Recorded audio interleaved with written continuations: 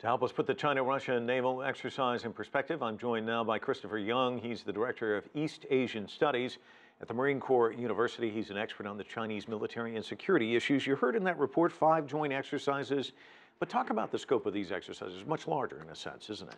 They have been increasing over the last few years, and just looking over the list of the units involved, they're certainly more modern ships, at least on the Chinese part. And certainly the appearance of a landing platform dock, an LPD, which is one of their more modern amphibious ships, that certainly has people's attention.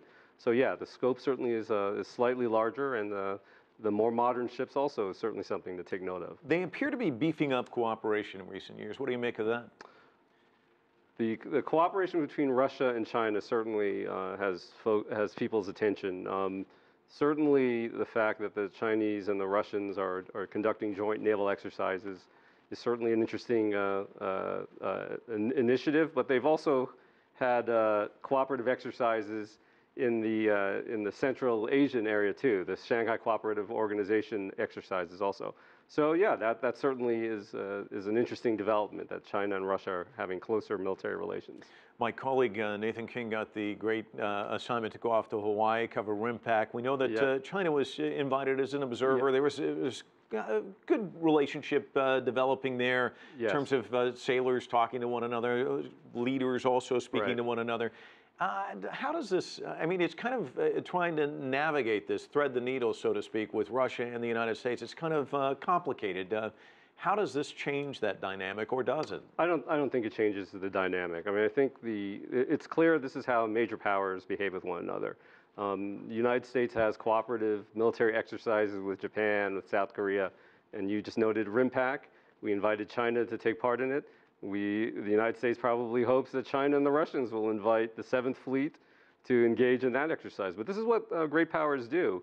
If China was concerned about, as my Chinese friends put it, the greater militarization of the Asia-Pacific by actions that the United States might take, it's not unexpected that China would form closer military relations with Russia. And so this is how great powers act. And so it's not surprising that the Russians and the Chinese have gotten together and are acting, conducting these naval exercises. Well, you brought it up.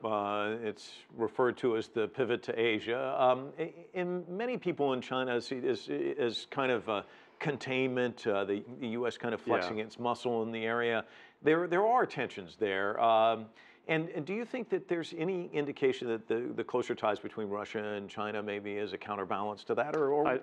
I do think that the effort that the Chinese are making to have a closer military relationship with the Russians is a signal to the United States, and it is a counterbalancing effort.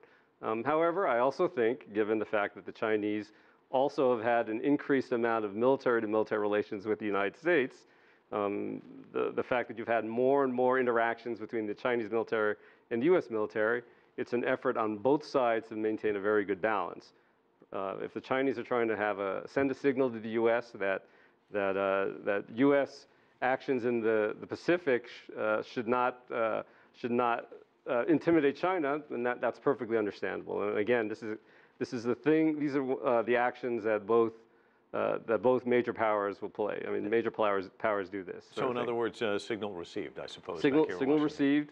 Now, the United States, of course, will continue doing its exercises in the Asia-Pacific. It will have exercises with Japan, exercises with Korea. And this is what powers do with one another. They signal to one another. And certainly the Chinese having a closer relationship with Russia is not unexpected. All right. Thanks so much for your observations. Thanks for stopping by.